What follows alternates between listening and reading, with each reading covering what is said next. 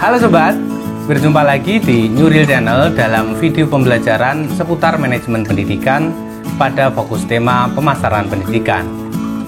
Di 3 video sebelumnya telah dikupas secara berseri terkait konsepsi marketing mix 4P, mulai dari produk, price, dan place. Dan pada video kali ini kita akan fokus pada P yang terakhir, yakni promotion atau promosi jasa pendidikan.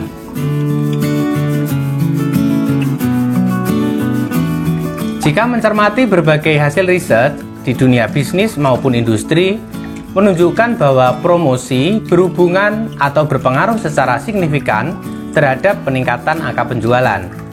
Maka wajar jika banyak perusahaan menyediakan anggaran cukup besar untuk mensupport kegiatan promosi, dengan harapan dapat mendorong peningkatan image dan respon pasar atas produk yang ditawarkan.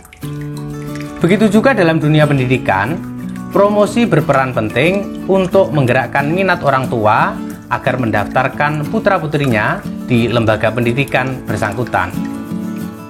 Secara konseptual, promosi merupakan upaya memberitahukan atau menawarkan produk, baik berupa barang atau jasa, dengan tujuan menarik calon konsumen untuk membeli atau mengkonsumsi. Dalam pola interaksi antara produsen dan konsumen, misalnya sekolah sebagai produsen dan orang tua sebagai konsumen, masing-masing memiliki motif tertentu sebagai pemicu terjadinya proses interaksi. Produsen memiliki produk untuk ditawarkan, sementara konsumen memiliki kebutuhan untuk dipenuhi. Dan promosi sebagai jembatan penghubung untuk menyampaikan serta memperkenalkan produk kepada konsumen.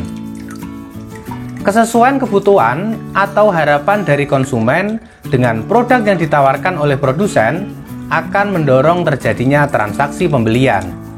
Dan ketika konsumen merasakan kesesuaian antara harapan dengan kualitas produk yang diterima, maka akan muncul kepuasan. Jika kondisi ideal ini terjadi, tentu sirkulasi proses pemasaran akan berjalan secara berkelanjutan. Dalam kegiatan promosi jasa pendidikan, ada beberapa strategi yang bisa dilakukan. Tentu efektivitas strategi promosi dipengaruhi oleh variabel produk, price, dan place. Semakin berkualitas produk dengan harga yang terjangkau, lokasi yang strategis, serta berbagai variasi distribusi layanan jasa pendidikan yang disediakan, tentu akan mempermudah dalam pengembangan strategi promosi. Strategi promosi yang bisa dilakukan antara lain: pertama, promosi jasa pendidikan melalui iklan, baik di media cetak, media elektronik, maupun media sosial. Tentunya strategi ini berbayar dengan biaya iklan cukup variatif dari masing-masing media. Kedua, promosi melalui kegiatan publikasi, misalnya melalui media banner, spanduk, pamflet, maupun website. Berbeda dengan iklan yang berbayar dan tergantung pada pihak lain. Strategi ini bisa dilakukan secara mandiri, tinggal menyiapkan tim untuk mendesain dan melaksanakan kegiatan. Baik iklan maupun publikasi, kedua strategi ini memerlukan kematangan dalam hal konten maupun teknik visualisasi. Ketiga, strategi promosi melalui kegiatan audiensi atau sosialisasi, misalnya dalam bentuk seminar, workshop, atau kunjungan ke sekolah-sekolah. Keberhasilan strategi ini membutuhkan kematangan tema dan kesiapan format acara. Keempat, strategi promosi melalui agen promosi. Hal ini memerlukan pola pendekatan secara personal atau kolektif ke masyarakat.